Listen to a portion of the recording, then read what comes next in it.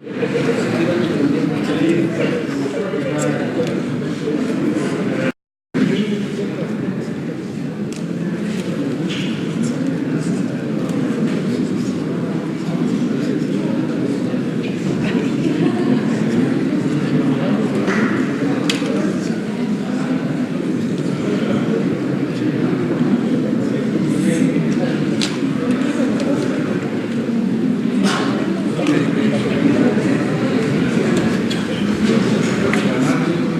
días.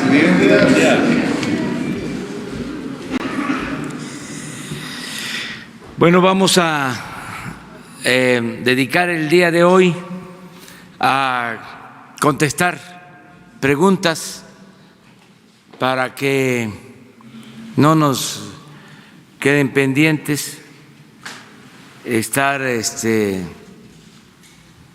al día, al corriente, no dejar nada sin responder. Empezamos por acá.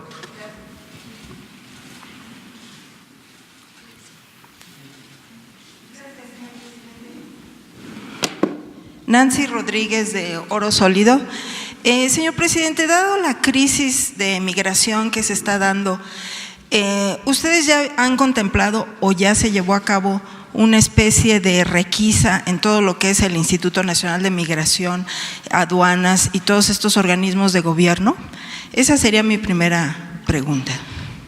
Sí, estamos limpiando instituciones que quedaron muy echadas a perder. Una de estas instituciones es Migración, la otra aduanas. En efecto, en el caso de Migración se inició el despido de servidores públicos a los que se les demostró que estaban actuando de manera indebida,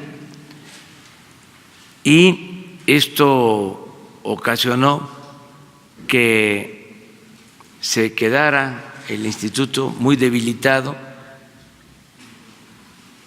y se está haciendo todo un proceso para convocar a nuevos servidores públicos. Y lo mismo en el caso de aduanas. Hay todo un proceso de limpia porque habían aduanas tomadas prácticamente por la delincuencia para llevar a cabo actos de corrupción. Entonces, sí se está llevando a cabo esta acción de limpia de instituciones. Y la segunda, presidente, en febrero yo le hice unas preguntas en relación al sector empresarial, que muchos de estos empresarios se habían dedicado a la corrupción y al tráfico de influencias.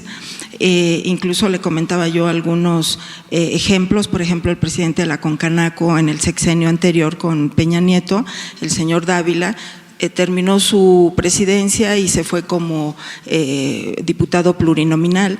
El presidente del Consejo Coordinador Empresarial, que traía una agenda muy anticorrupción, lo callaron también y lo mandaron como presidente de las zonas económicas especiales con un presupuesto de 6,000 millones de pesos. Esto era una forma de pues acallar al sector empresarial. Yo le decía la necesidad de poner un nuevo código de ética o retomar los principios empresariales.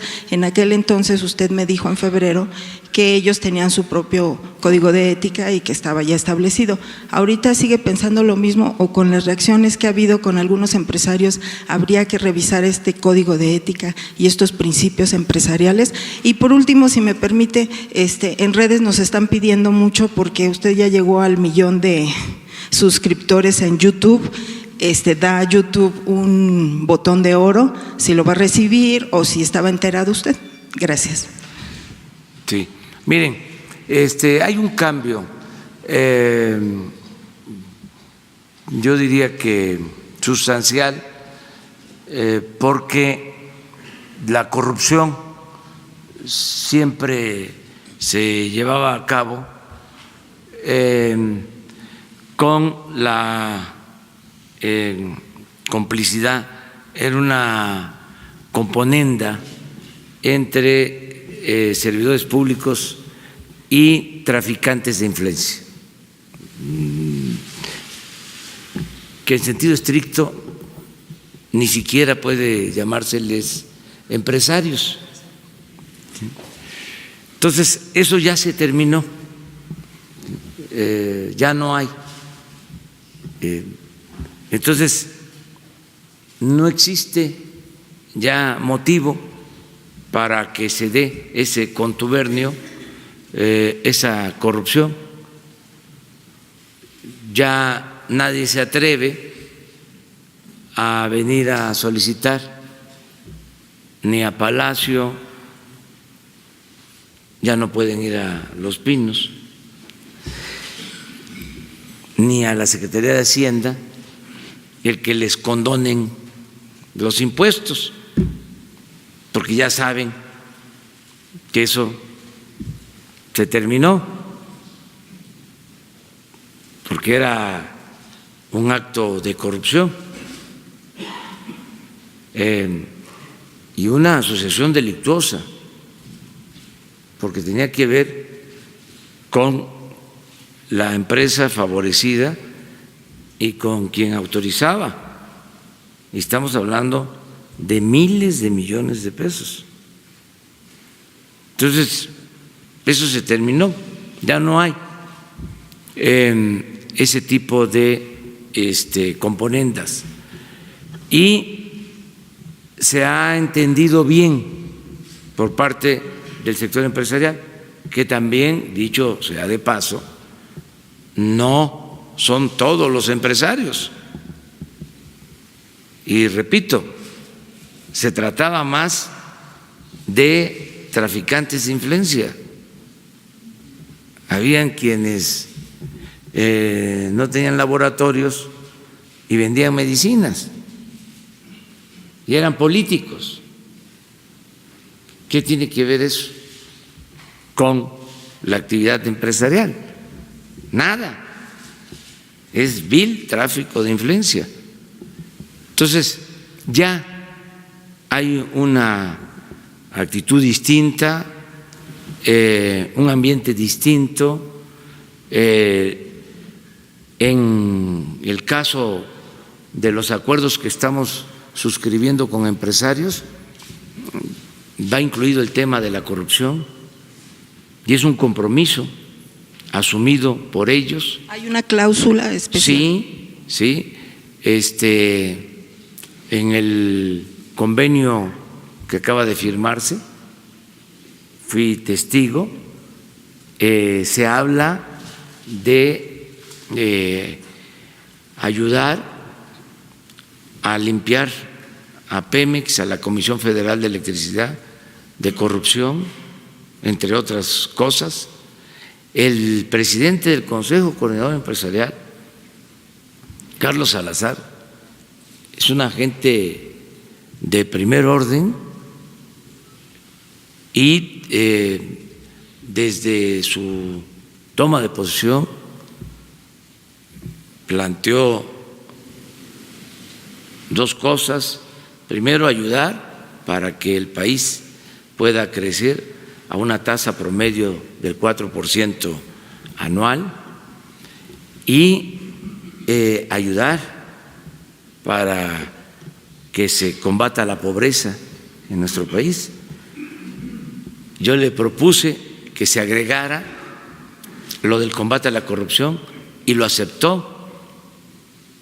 Estamos hablando del presidente del Consejo Coordinador Empresarial, que se ha portado muy bien, que aprovecho para hacerle un reconocimiento.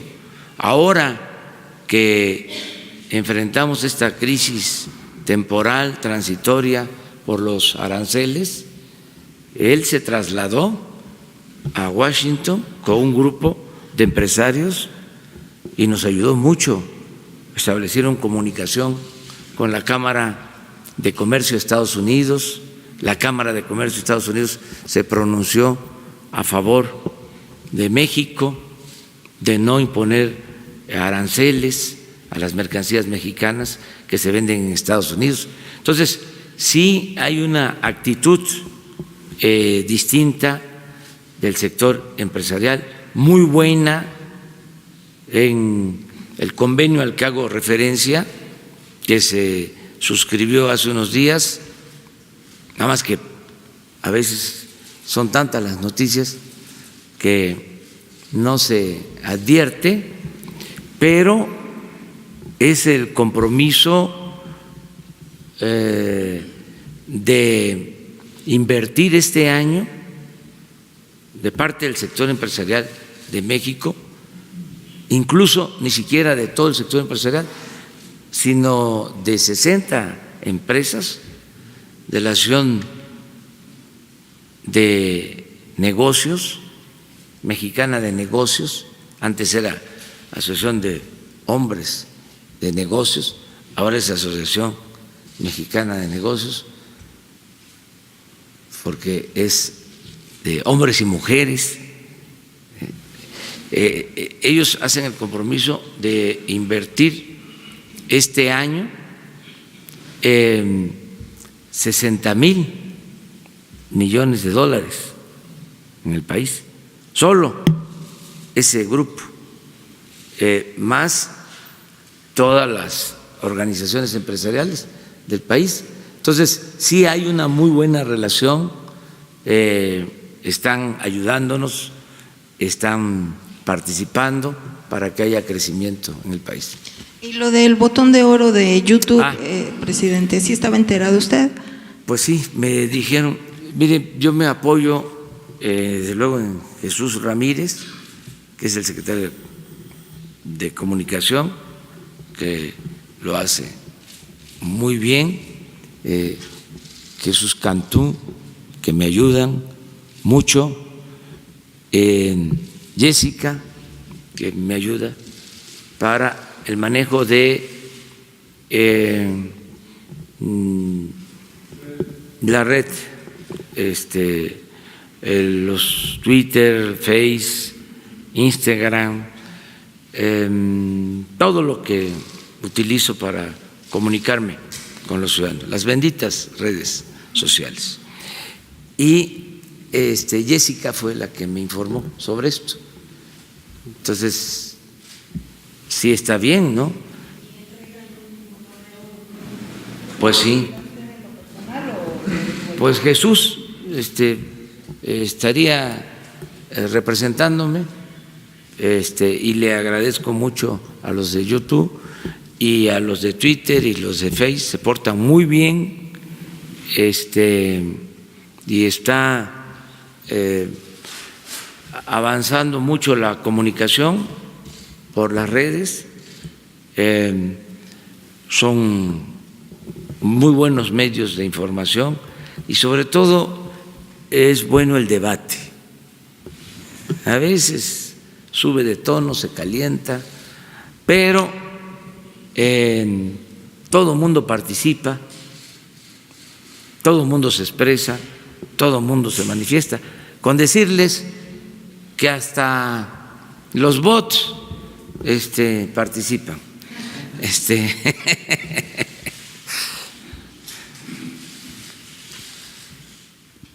Gracias, señor presidente. Arturo Páramo, Grupo Imagen. Dos preguntas. La primera, publicamos hoy que en el Senado de la República hay una serie de empleados, funcionarios que están ganando hasta más de 150,000 pesos.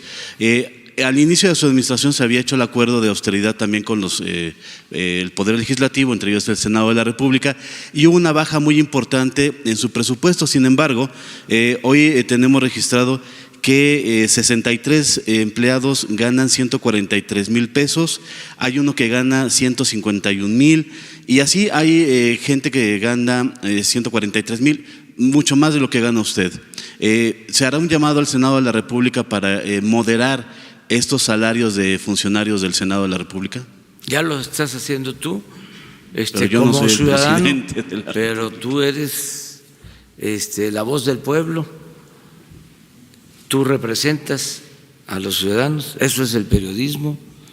Entonces, yo desde luego que estoy de acuerdo con lo que tú estás planteando, que se revise y que tomen nota en el Senado para que no se viole la ley. De acuerdo al artículo 127 de la Constitución, nadie puede ganar más que el presidente de la República. Entonces, si eso se está dando, pues es una violación a la Constitución. Hay excepciones en la misma ley, en el 127 constitucional, pero no sé si sea el caso. Son funcionarios, son trabajadores, sobre todo son gente que ya trabajaba en el servicio legislativo, sí. No son recién llegados, son gente que trabaja ya servicios de carrera. Sí, pero son disposiciones legales nuevas. Que afectan a todos. Sí, y que son de aplicación general. Solo cuando se trata de cuestiones técnicas especializadas, como lo establece el mismo artículo de la Constitución. La segunda, señor, ayer se entrevistó aquí también al senador Ricardo Monreal y él hacía una petición de que en caso de que se lleve a cabo una consulta de revocación de mandato, no se hiciera en la misma fecha que de la elección federal, para que su nombre no apareciera en una boleta o en un conjunto de boletas. ¿Usted estaría en acuerdo o desacuerdo con esa postura del senador Monreal? Qué bien que me pregunta eso. Gracias. Porque me da oportunidad de dar una respuesta. Miren, yo desde hace mucho tiempo, desde hace años, vengo planteando lo de la revocación del mandato. Lo he escrito, está en mis libros, no solo en el último libro, sino en los anteriores, porque pienso que en la democracia el pueblo pone y el pueblo quita, y no debe de soportarse a una mala autoridad. Si se elige a un presidente, a un gobernador por 6 años y a los 2, 3 años ya hay evidencias de que no sirvió,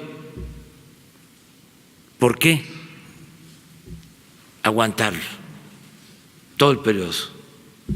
Hay casos en donde llega un presidente, llega un gobernador bien apoyado, bien respaldado, bien calificado, y empieza a cometer actos autoritarios, hechos de corrupción, y al año o a los 2 años ya perdió popularidad, ya no tiene autoridad, porque cuando una autoridad no tiene respaldo ciudadano, ya no tiene autoridad, sobre todo no tiene autoridad moral, ya no sirve. Entonces hay que quitarlo. Y por eso la revocación del mandato, ese es mi planteamiento. Y ahora lo propusimos, pero los senadores, diputados federales de oposición, que actúan de manera legítima y nosotros los reconocemos, sostienen que no debe de llevarse a cabo el ejercicio de consulta para ver si continúa o renuncia el presidente, que no debe de llevarse a cabo esa consulta el mismo día de la elección intermedia federal, es decir, cuando se va a elegir a diputados federales o a gobernadores en el 21, que es la propuesta que se está haciendo. ¿Por qué yo estoy haciendo que la propuesta de que sea el mismo día? Para no gastar para que se entregue una boleta más y se pregunte, ¿quieres que continúe el presidente o que renuncie?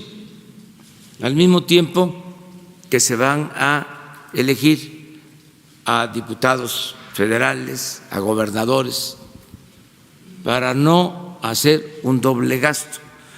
Pero ellos sostienen que esto tiene un propósito político electoral y que va a significar sumar simpatías y que va a favorecer a un partido, al partido al que yo pertenezco, pero que tengo licencia, porque yo ya no estoy actuando como militante, dirigente de un partido. Yo tengo la responsabilidad de representar a todos los mexicanos. Entonces, que por eso no aceptan la reforma. Se necesitan 2/3 partes, no es mayoría simple para poder reformar la Constitución. Y se está debatiendo este asunto en este periodo extraordinario. ¿Qué propongo? A ver si se acepta. Primero, que no se gaste más, que el mismo gasto que se contemple para el 21 incluya también lo de la consulta para la revocación del mandato, y que si no se acepta hacerla el mismo día de la elección federal, que sería lo mejor, que es un solo ejercicio, que se adelante sin costo adicional la consulta para la revocación del mandato. Y estuve viendo, y de suerte, porque en la política, figúrense que la suerte cuenta mucho, la fortuna, decía Maquiavel, la política es virtud y fortuna, virtud y suerte. Pues estoy proponiendo el 21 de marzo del 21, el 21 del 21, el 21 de marzo del 21. ¿Y qué creen? Es domingo, cae domingo. Ese sería un buen día. Y hasta adelantamos los tiempos. ¿No caería dentro del proceso electoral, perdón, en las fechas del proceso electoral? No, no es el mismo día. Pero ya están las, no sé si haya periodo. Bueno, si lo que no se quiere, pues, es nada como opción, pues entonces sí, a lo mejor el proceso electoral empieza antes, ¿no? O sea, no sé, eso sí no lo había visto, pero yo propongo el 21 del 21, 21 de marzo del 21, domingo, consulta, ¿quieres que continúe el presidente o que renuncie? Entonces, esa es la propuesta alternativa, ¿no? A ver si se acepta. Buenos días, presidente. Yo le quiero hacer una pregunta sobre las grandes empresas, especialmente del sector energético, que evaden impuestos. En el Heraldo de México traemos una nota sobre una que se llama Oro Negro, que evadió impuestos en 2014. Le quería preguntar si usted conoce, incluso ya Hacienda ya interpuso una demanda a la Fiscalía sobre este tema. Si conoces de este tema y cuántas empresas están en esta situación de evadir impuestos. Mire, sí conozco en general el tema. Es una empresa que tiene juicios, que tiene demandas en Pemex y con otras empresas. Por eso no quiero dar ninguna opinión, porque son asuntos judiciales. No quiero que lo que diga vaya a perjudicar ni en un sentido ni en otro. O sea, no opino.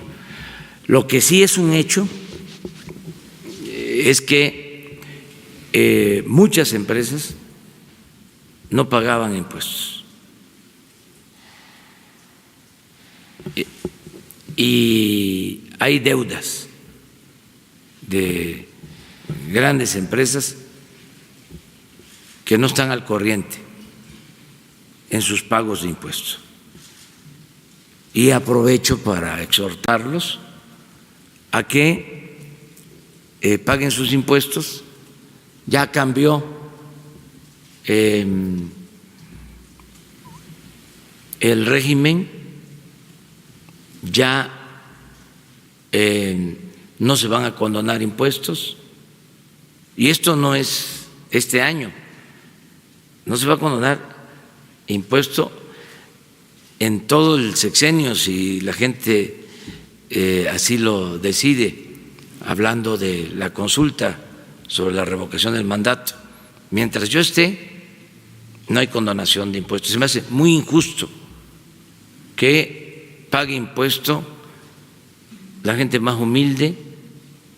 Cuando compra una mercancía va incluido un impuesto. Desde luego las clases medias, los trabajadores pagan una gran cantidad de impuestos, los profesionales, los comerciantes, pequeños, medianos empresarios y algunos de grandes corporaciones no pagaban impuestos. Y estoy hablando del pasado, porque lo que está sin pagar, que corresponde a esta administración, a este gobierno, se va a hacer efectivo.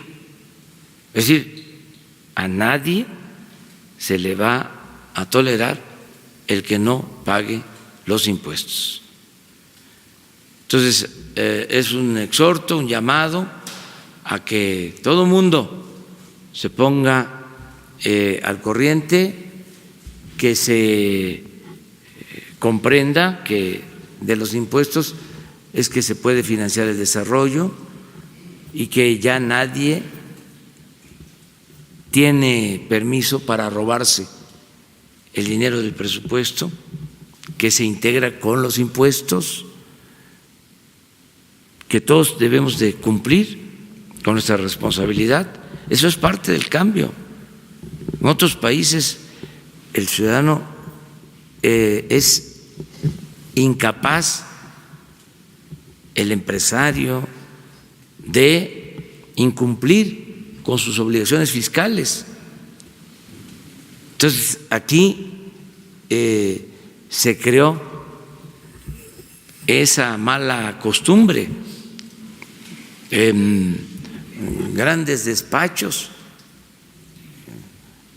No vaya a ser que se enojen los abogados, en este caso los fiscalistas, porque todo el mundo está muy sensible, pero grandes despachos dedicados a asesorar para evadir impuestos a las de las grandes empresas, como se fueron creando también un grupo de abogados famosísimos que hasta se anunciaban de que no tenían a nadie en la cárcel, aunque se tratara de los asuntos de mayor corrupción. Se anunciaban diciendo: yo saco a cualquiera de la cárcel. Pues cómo no, si no era delito grave la corrupción, porque algunos de estos mismos abogados famosísimos habían estado de senadores, de diputados, y habían arreglado las leyes a modo, y además tenían muy buenas relaciones con el Poder Judicial, jueces, magistrados, ministros.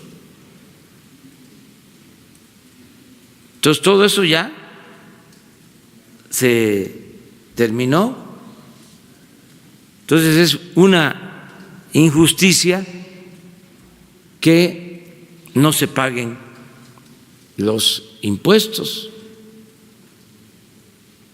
¿Se acuerdan ustedes que cuando llegamos se habló mucho del huachicol, pero había un caso de unos accionistas que habían vendido la empresa Corona y ya tenían un juicio y ya había una resolución de 2 ministros a favor de que el Estado, el gobierno, les devolviera los impuestos que habían pagado porque vendieron acciones de esta empresa. Pero estamos hablando de miles de millones de pesos. Afortunadamente, otros ministros, ante el planteamiento que les hicimos, revocaron, cambiaron esa resolución. Pero estamos hablando, no sé, como de 20, 30 mil millones de pesos. Un golpe. Un solo acto de corrupción. Entonces, eso ya se termina. Presidente, la segunda pregunta, ¿ya decidió junto con su familia vivir en Palacio Nacional? ¿Se va a hacer alguna remodelación en el edificio histórico? Gracias. Sí, vamos a vivir aquí, como lo planteé, una vez que termine el ciclo escolar, que termine Jesús la primaria, porque donde vivimos ahora está cerca de la escuela donde él va, y ya nos vamos a mudar a Palacio. Es un departamento que se construyó durante el gobierno de Felipe Calderón y se mantuvo con el presidente Peña, y ya estamos preparándolo para cambiarnos a ese departamento. No, no,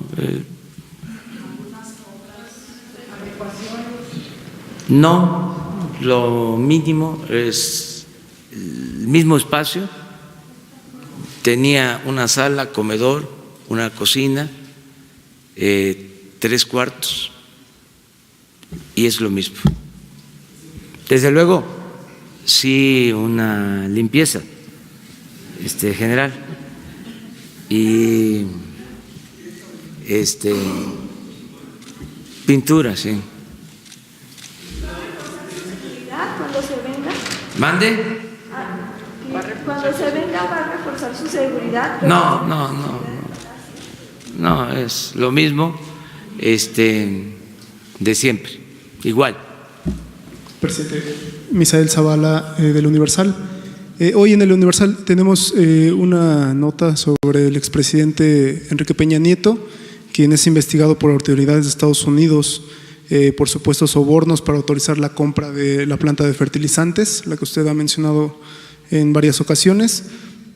La investigación es del Departamento de Justicia de Estados Unidos y otras autoridades estadounidenses, supuestamente porque el expresidente fue quien dio el aval para comprar esta planta a el exdirector de Pemex, Emilio Lozoya. Ya tienen información al respecto y si nos puede decir qué opina sobre este tema. No tengo información, no he visto la nota, pero la voy a revisar el día de hoy. ¿Las autoridades de Estados Unidos no han notificado esta investigación? No, lo que existe es la denuncia que se presentó ante la Fiscalía General y las órdenes de aprehensión que dictó la Fiscalía para quienes están involucrados en este asunto. Lo puedo recordar para que los que nos estén viendo sepan de qué se trata. Se decidió comprar una planta de fertilizante. Son de esas píldoras que sirven para entender lo que se llama neoliberalismo.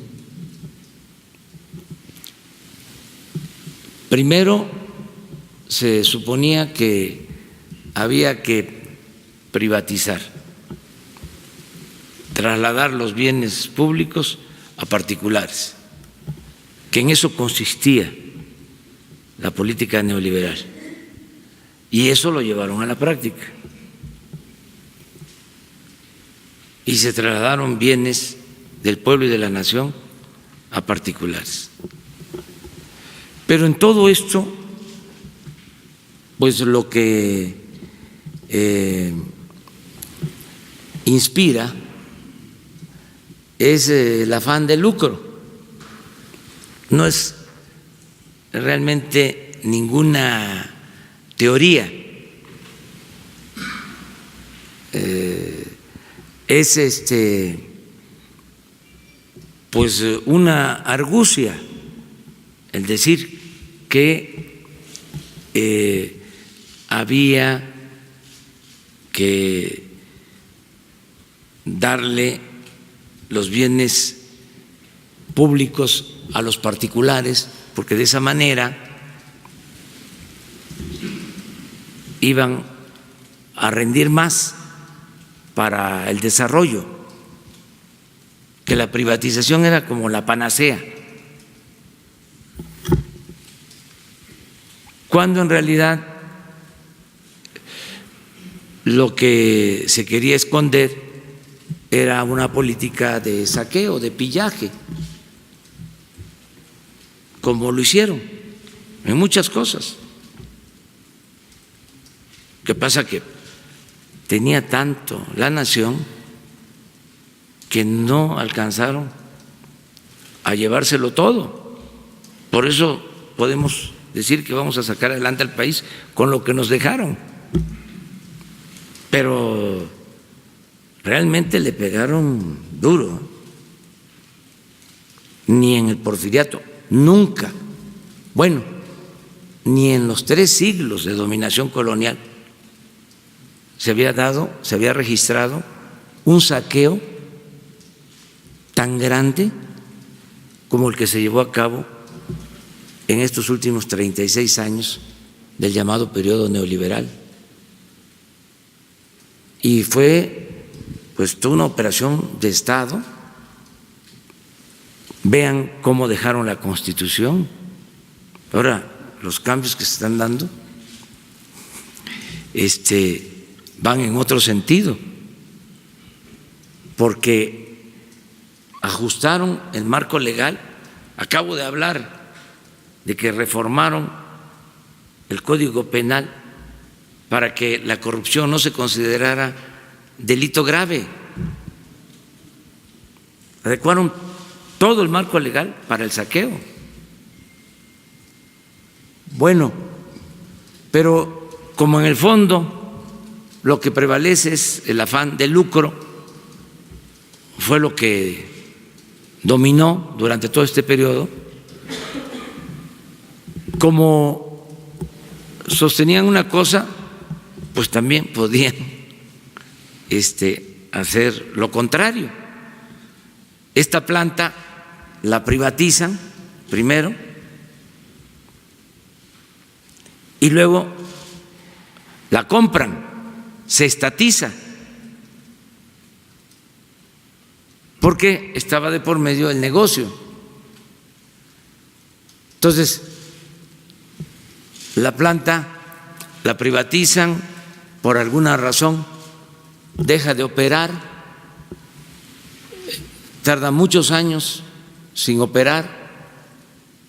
Acabo de estar en Camargo y fui a ver una planta también de fertilizante que lleva 16 años parada. Entonces, pasa lo mismo con esta planta de Pajaritos en Coatzacoalcos, y ya estaba pues en ruinas.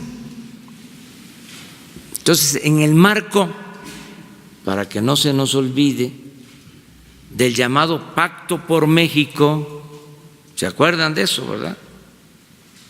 ¿O ya se olvidó?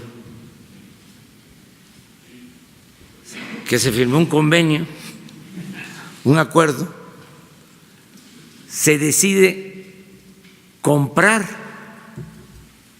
la planta, que repito, estaba en desuso, y se pagan cerca de $400 millones.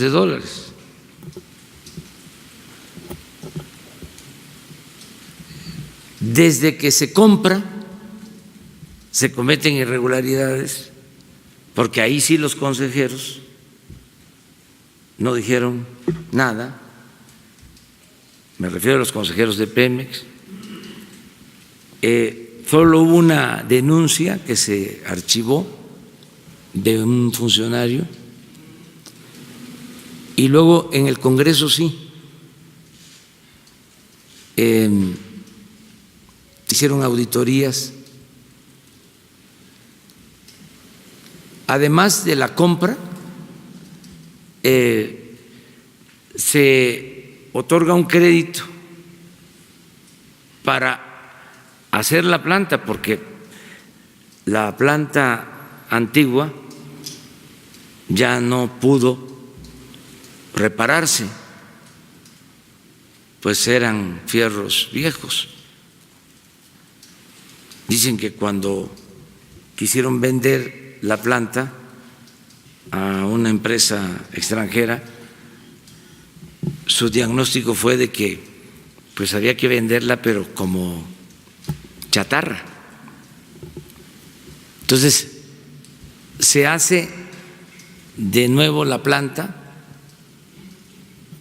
y se destinan otros $400 millones más. El caso es que hay una deuda de cerca de $1,000 millones y la deuda fue financiada por la banca de desarrollo.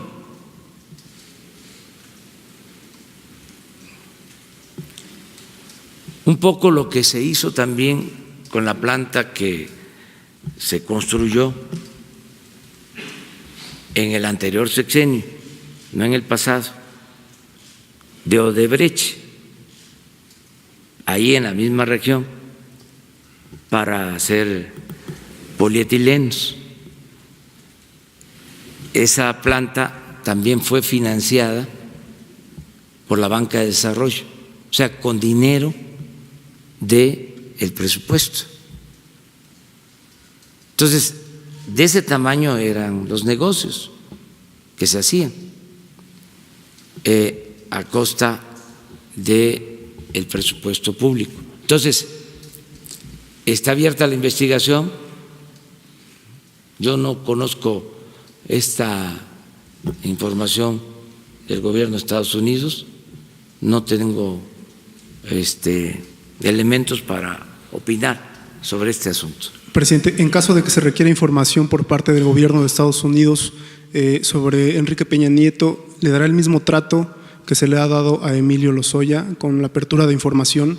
A todos, o sea, no puede haber impunidad, nada más que son procesos legales, no es perseguir a nadie, lo he dicho muchas veces, no es mi fuerte la venganza, incluso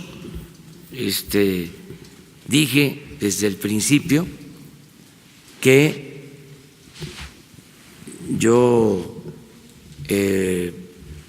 soy partidario de ver hacia adelante y que la política en esta materia iba a consistir en dar el ejemplo de honestidad para no quedarnos anclados en el pasado y que se viera hacia adelante una especie de punto final, que esa era mi postura, pero que si la gente pensaba lo contrario, había que llevar a cabo una consulta para revisar todo el periodo neoliberal y no a chivos expiatorios, sino empezar arriba con los expresidentes, desde Salinas a la fecha. Y como usted lo explica, digamos, fue una compra, incluso con la deuda que se adquirió, seguramente pasó por las manos del expresidente Enrique Peña Nieto esta información. No sabemos, pero está abierta la investigación. Pero usted ha dicho que todos los negocios pasaban por las manos de los expresidentes. Pues esa es una regla general. O sea, es muy difícil que el presidente de la República no se entere de un negocio de esa magnitud. Que se involucraron. No, como tampoco Calderón en otros asuntos, o Salinas, el padre de la desigualdad moderna. Entonces, si a esas vamos, pues vamos a preguntarle a la gente. Si se llevara a cabo esa consulta, yo definiría mi postura con claridad, o mejor dicho,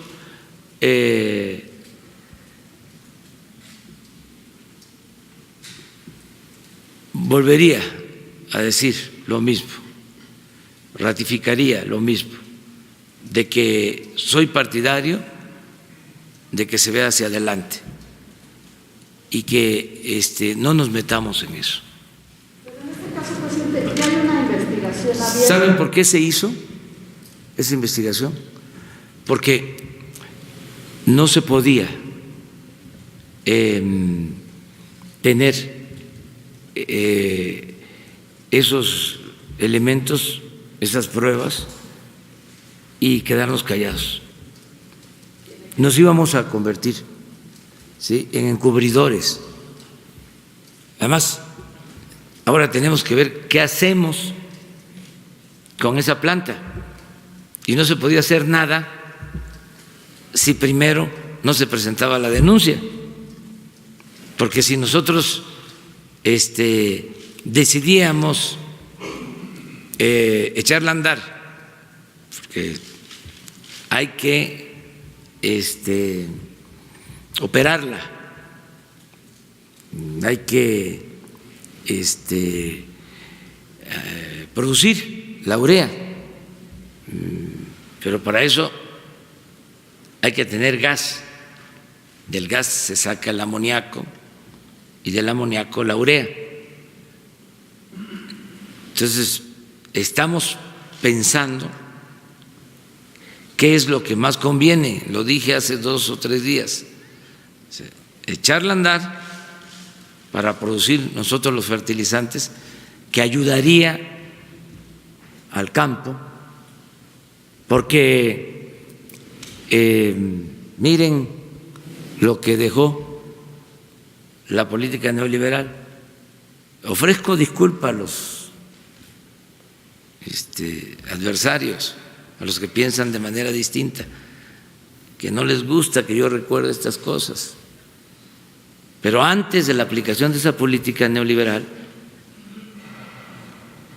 éramos autosuficientes en fertilizantes y ahora tenemos que comprar todos los fertilizantes en el extranjero. Entonces, si no tenemos los fertilizantes, tampoco podemos aspirar a la autosuficiencia alimentaria.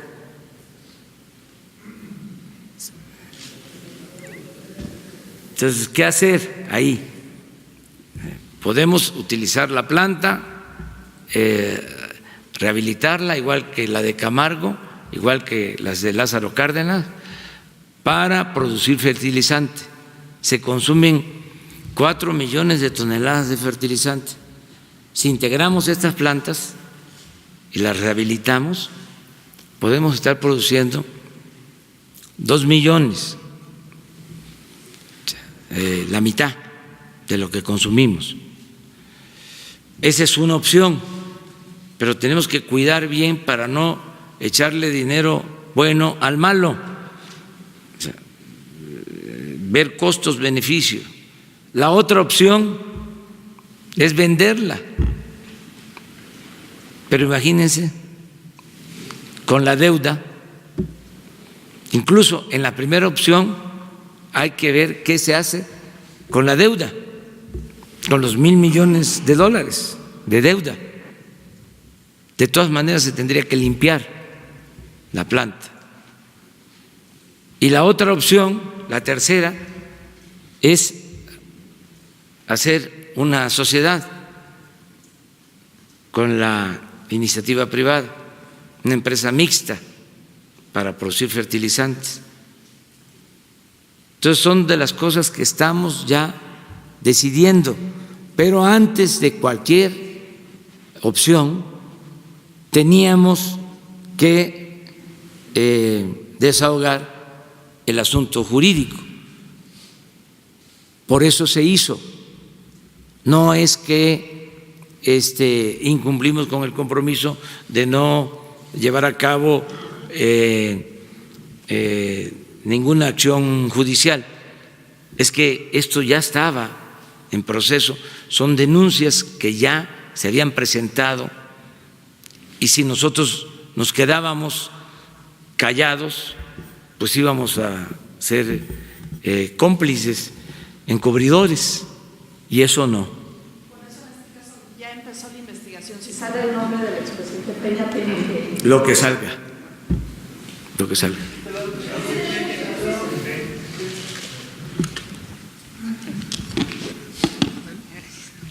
Gracias, señor presidente. Sandra Aguilera, de Grupo Larsa Comunicaciones. Después de la copia de los diseños de ropa en grupos étnicos que hizo la diseñadora venezolana Carolina Herrera, ¿qué mecanismo tiene su gobierno para evitarlo y si reclamará las ganancias que se tenga por la venta de dichos diseños, así como los derechos de autor? Gracias. La verdad estoy enterado de esto y es pues una constante el que se plagien diseños de las culturas indígenas de México. Esto ya se ha denunciado en otras ocasiones, pero lo está atendiendo la Secretaría de Cultura. Le voy a pedir que nos presente un informe, porque también yo no puedo contestar todo. Además, no me gusta la charlatanería, hablar por hablar. el no tener elementos. Entonces vamos a pedirle a la Secretaría de Cultura que nos presente un informe sobre este tema. Muchas gracias.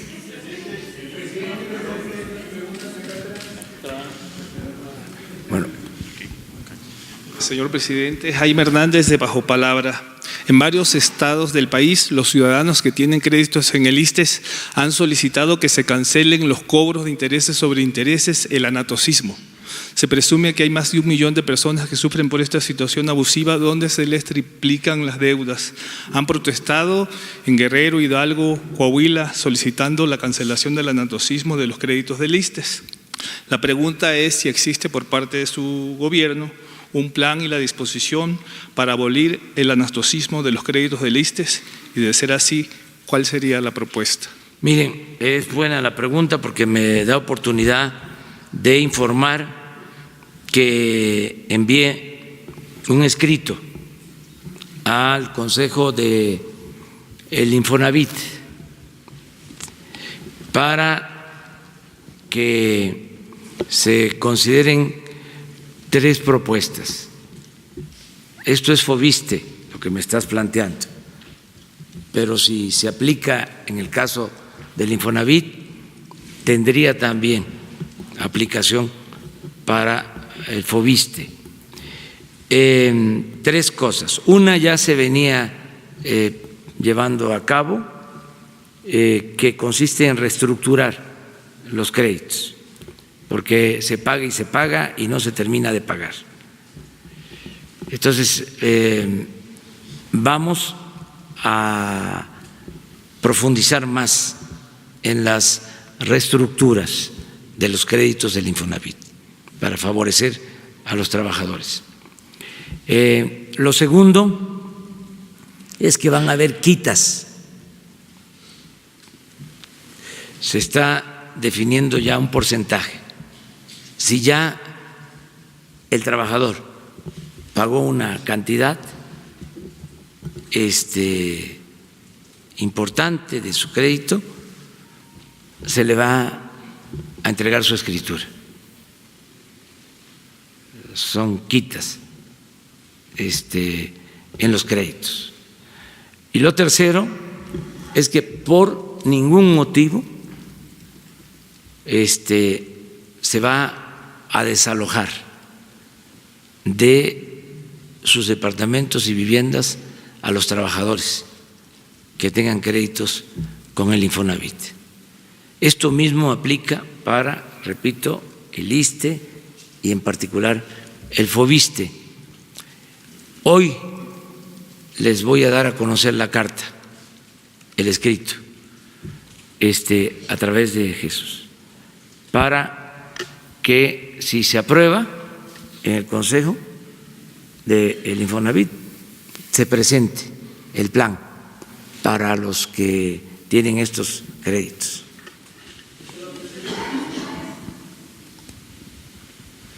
Presidente, buenos días. Marco Antonio Olvera, corresponsal de Radio Latino.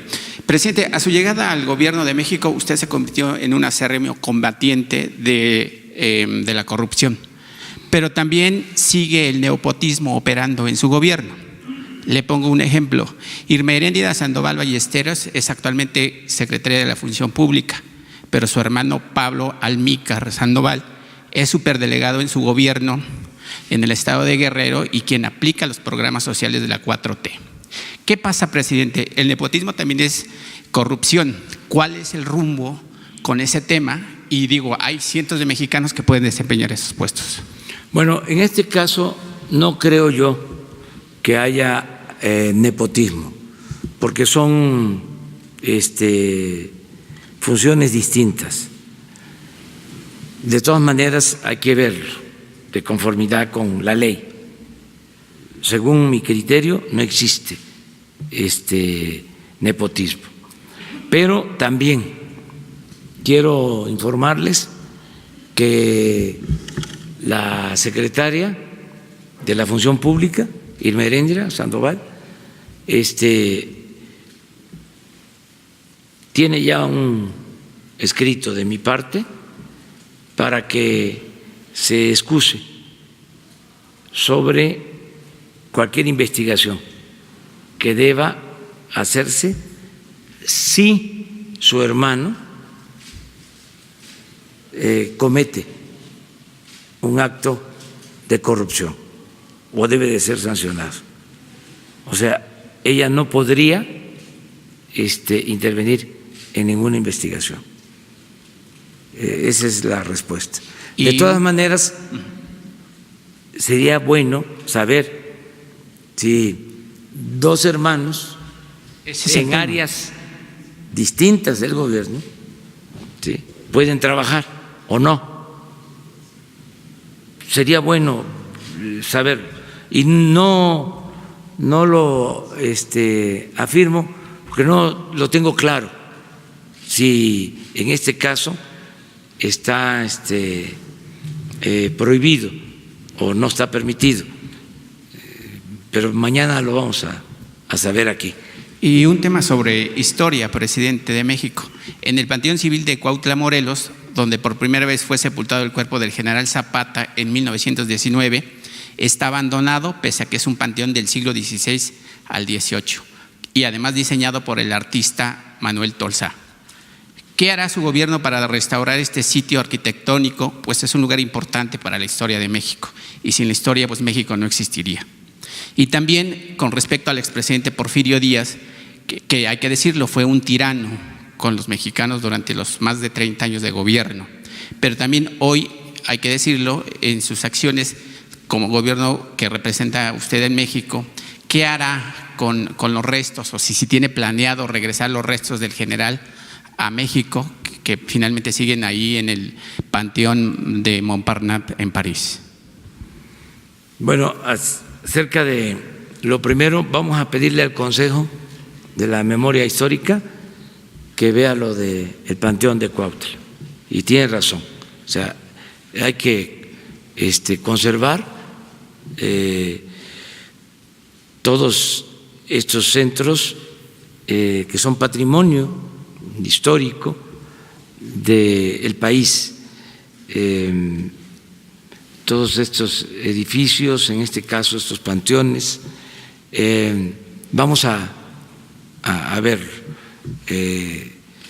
lo del panteón donde está enterrado, donde se sepultó a Emiliano Zapata, Cuautla. Además, ahí están sepultados otros dirigentes importantísimos.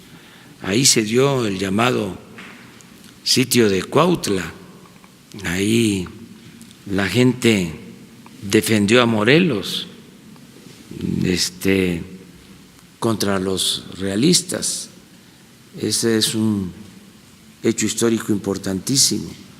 Hay hasta un verso, si mal no recuerdo, que dice de ese entonces, de ese sitio, dice: por un soldado doy un real, por un oficial un tostón, por mi general Morelos doy todo mi corazón. Algo así, palabras más, palabras menos, parafraseando, pero es muy bonito por lo del sitio de Cuautla. Lo otro, mire, por lo general no me gusta meterme con los muertos, son temas muy polémicos, pero no tendría yo, la verdad, ningún inconveniente si se planteara traer los restos de Porfirio Díaz, siempre y cuando lo solicitaran familiares, hubiese un acuerdo en general. Sí me gustaría que de hacer esto se pudiesen traer restos de revolucionarios que lo enfrentaron a él, Por ejemplo, me tocó hacer una investigación sobre un revolucionario, Catarino Garza, que para mí es de los revolucionarios más importantes del norte. Era un revolucionario olvidado, de esos héroes anónimos. Llamó al pueblo de México a combatir a Porfirio Díaz, a derrocar a Porfirio Díaz, 18 años antes que el llamamiento de Francisco I. Madero. Y organizó una guerrilla y fue perseguido por los Rangers de Texas, por el ejército de Estados Unidos, por el ejército mexicano, en aquel entonces comandado por Bernardo Reyes, que era el representante de Porfirio Díaz desde Nuevo León y el encargado de atender todo el norte del país. Y de repente desapareció Catarino, no lo pudieron detener y se supo que llegó a Costa Rica y allá se reunió con otros revolucionarios. Allá conoció a Antonio Macedo, que luchaba por la libertad de Cuba, porque en ese entonces todavía Cuba pertenecía a España. Fue el último país en lograr su independencia de España, Cuba. Estamos hablando de 1892, 94. A Catarino, estando en Costa Rica, lo invitan a luchar los colombianos para que no se separara Panamá de Colombia, porque ya estaba el proyecto del canal y había un movimiento opositor. Había un general, Uribe, que es el personaje que utiliza García Márquez para su novela 100 años de soledad. Aureliano existió, era un general colombiano. Lo conoció Catarino y tenía dos invitaciones: ir a luchar a Cuba con Macedo o con Uribe y con otros caudillos liberales a Colombia. En ese entonces también está luchando por la independencia de Cuba José Martí, y Catarino estaba ya en Costa Rica, donde se les daba protección a todos estos revolucionarios, y el propósito era ayudar en Colombia o ayudar en Cuba a la libertad de esos pueblos, para que al triunfar ellos le ayudaran a él a enfrentar a Porfirio Díaz. Escribió desde allá, desde Costa Rica, un libro que se llama El zar de Rusia, en contra de Porfirio Díaz. Entonces decide irse a Colombia y en un puerto que se llama Bocas del Toro, en un desembarco, él a cargo de un grupo guerrillero es asesinado y es enterrado en una fosa común, y ahí están sus restos. Entonces, si se traen los restos del general Porfirio Díaz, que yo no lo vería mal, ¿sí? Sería cosa también de traer los restos de Catarino Garza y de otros, y que sea parte, pues, de la reconciliación, de los nuevos tiempos.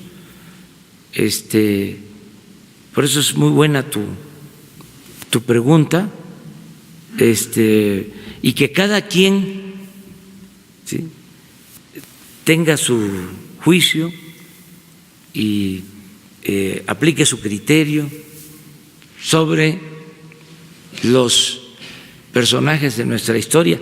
Lo más importante de todo es no olvidar, porque también, y no crean que traigo fijación con eso, pero se apostó en el periodo neoliberal a que nos olvidáramos de nuestra historia, que eso no importaba, que lo que importante era la técnica, la ciencia. Entonces el humanismo, ¿sí?, y la historia y el civismo se relegaron, y desde mi punto de vista ese es el tronco común del conocimiento. Se puede ser un científico, pero con bases humanistas, porque si no se pueden estar inventando armas para la destrucción de la humanidad en aras de la técnica, de la ciencia. ¿Y dónde queda lo humano? Pero bueno, ese es otro tipo de cosas. Entonces, sí, no debemos de confrontarnos por eso, que cada quien tenga su manera de pensar, sus héroes, sus creencias, sus convicciones. Dos más. Pues ya nos pasamos ahora sí. Presidente, buen día.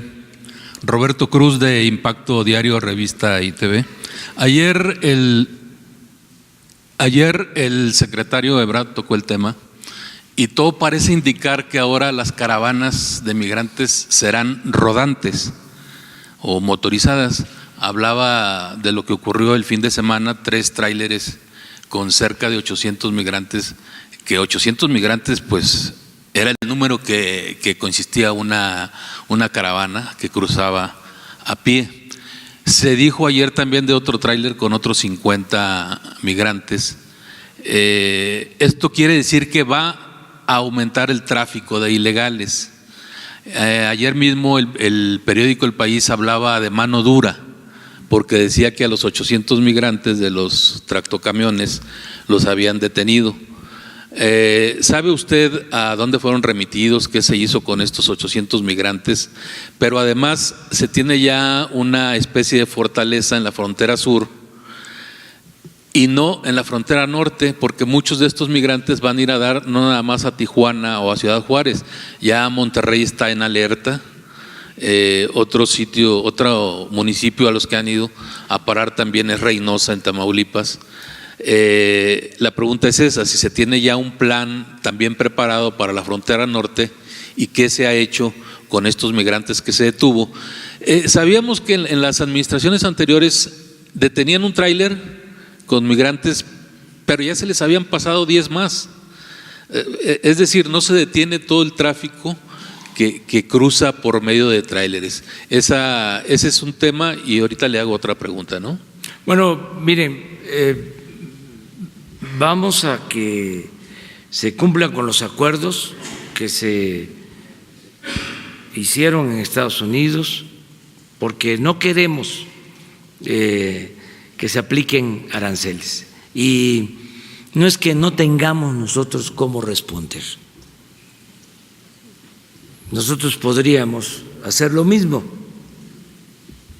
pero consideramos que no nos conviene la confrontación, no conviene la guerra comercial. Estamos por el libre comercio y no conviene a México ni conviene a Estados Unidos. Esa es nuestra concepción. Y pensamos también que si atendemos las causas que originan el fenómeno migratorio, podemos atemperar este fenómeno, reducir considerablemente el número de migrantes que pasan por nuestro país. Y esto, pues, implica invertir. A mí me dio mucho gusto que el día de ayer el presidente Donald Trump esté hablando de que va a obtener $500 millones para apoyar a Centroamérica. Ya es un avance, porque lo cierto es de que esta variable, como dirían los técnicos, no se consideraba. El de atender las causas, el de impulsar actividades productivas, el de crear empleos, el de ayudar a los países pobres, no se tomaba en cuenta. Era nada más detener, impedir el acceso. Ahora ya empieza a plantearse la necesidad de impulsar el desarrollo. Yo pasado mañana me reúno con el presidente de El Salvador en Tapachula con ese propósito. O sea, y lograr también control, es decir, el registro, saber quiénes son los migrantes, de dónde vienen, protegerlos, apoyarlos, cuidar sus derechos humanos. Lo de los tráilers de ayer, pues tiene que ver también con la protección de los migrantes, porque estamos hablando de familias, de niños, en una situación de hacinamiento, de riesgo por asfixia. Entonces, todo eso nos corresponde evitarlo, y es lo que se está haciendo, y combatiendo la ilegalidad, el negocio que se hace con el tráfico de personas, y en esto también pidiendo la cooperación de los transportistas y la cooperación, lo adelanto, de los ciudadanos, porque nos vamos a ver en la necesidad, y espero la comprensión de todos, de pedir identificación para la compra de boletos, porque en el transporte público. En el transporte público. El transporte de viajes largos, de trayectos largos, porque está demostrado, se tienen pruebas de que en un camión de pasaje, un porcentaje considerable viaja sin ser del país y sin ningún registro. Entonces vamos a poner orden en eso. Entonces, que nos ayude la gente mostrando pues su credencial para que haya más control, porque lo que utilizaron como argumento o como excusa para la amenaza de aplicar los aranceles, entre otras cosas, no solo fue el incremento del número de migrantes, sino presentaron unos videos de unos autobuses que pasaron pues por todo el país, desde Tuxtla hasta la frontera, con migrantes. Entonces, todo esto tenemos que buscar la manera de resolverlo. ¿Tienen vigilada la famosa bestia, el ferrocarril? Sí, ¿Sí? todo se está viendo. Yo les propondría que nos informaran los de la comisión, creo que lo van a hacer el viernes, para ver el avance que se tiene en cuanto a esto. Presidente, la segunda pregunta es: a poco más de 6 meses de su gobierno y casi un año de su victoria electoral, el 1 de julio, 2 sectores de la sociedad parecen decepcionados: la cultura y la ciencia. Temen de todo, temen falta de recursos, eliminación de programas, así como recorte de personal. Por ahí alguien proponía hace algunos días la desaparición del FONCA. Conozco a una exlegisladora que peleó mucho el año antepasado, es regiomontana, por la cuestión de la ciencia. Fui con ella incluso a la Cámara de Diputados, pero no creció el tema. El gremio cultural y científico considera vital para el desarrollo de un país estos 2 aspectos, la ciencia y la cultura. ¿Tiene el gobierno federal alguna esperanza para estos sectores de que no será así como se les ve el panorama, o de que serán realmente temas prioritarios? Es que todo es relativo, porque habría que definir qué entendemos por cultura, porque si se trata de apoyo a la cultura, les podría decir que nunca se había apoyado tanto a la cultura como ahora, en mi concepción de cultura, porque la cultura es lo que tiene que ver con los pueblos, y nunca los pueblos originarios, los integrantes de nuestras culturas, habían sido atendidos como ahora. Imagínense que todos los programas sociales, el objetivo preferente son los pueblos indígenas, que es la verdad más íntima de México, es lo más importante culturalmente hablando. Entonces depende qué concepción tenemos acerca de la cultura. Entonces hay muchas interpretaciones, como se habla de la política, el arte, la ciencia de gobernar, la política que significa optar entre inconvenientes, la política que se inventó para evitar la guerra, la política que es historia, en fin, tantas definiciones. Entonces, depende, ¿sí?, cómo se vea. Y lo mismo en la ciencia. Si hablamos de la burocracia que existía, enquistada en el CONACYT, con todo respeto, y no generalizo, pues entonces que se daban la gran vida,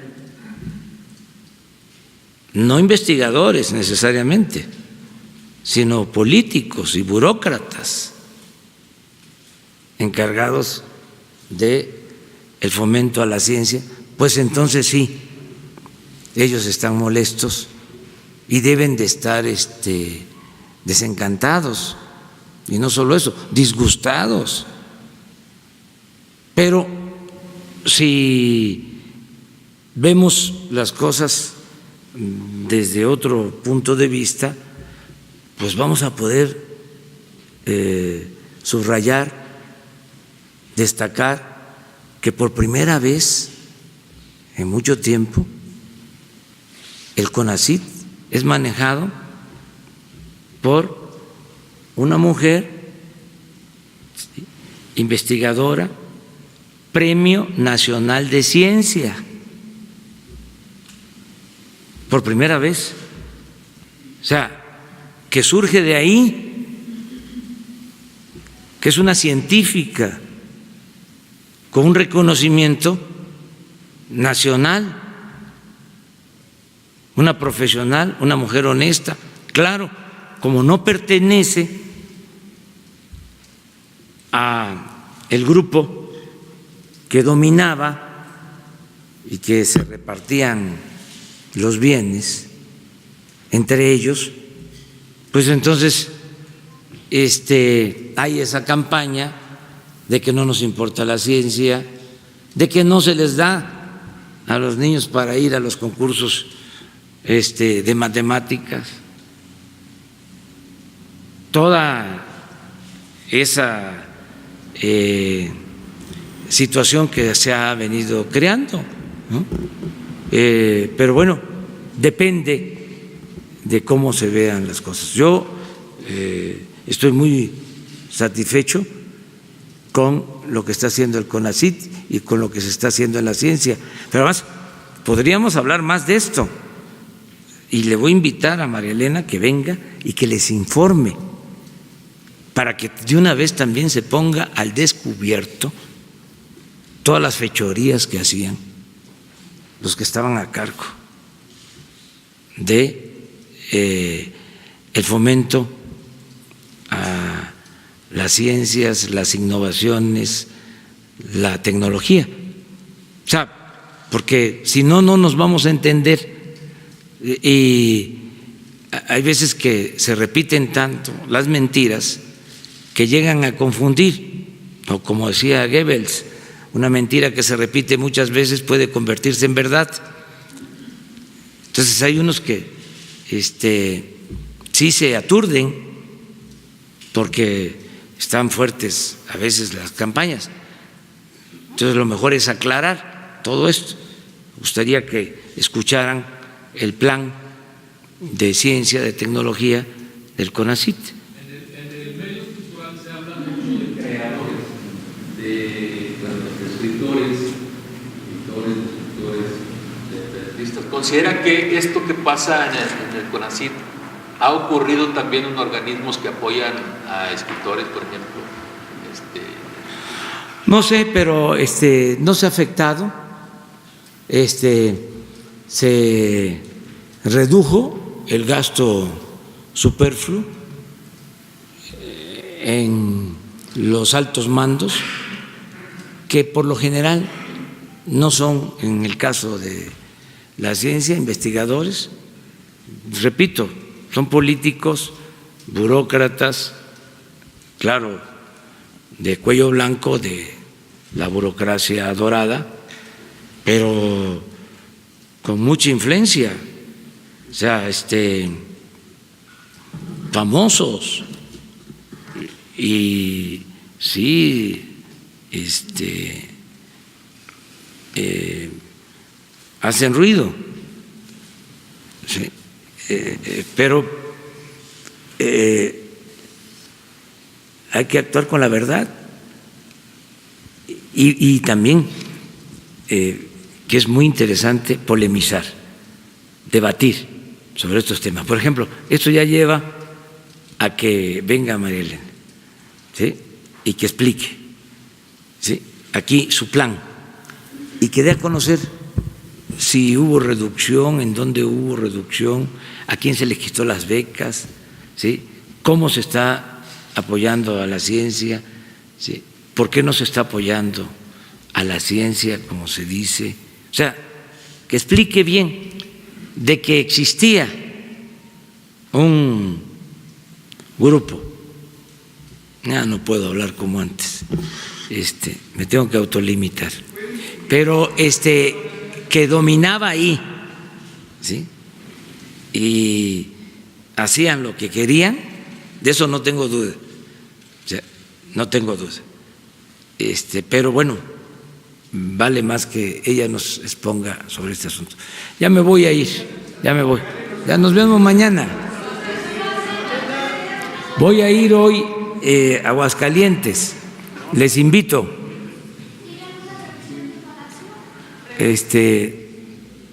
No no recuerdo, pero Jesús les comenta. Sí, tengo reuniones antes de irme a Aguascalientes, pero no sé qué reunión tengo.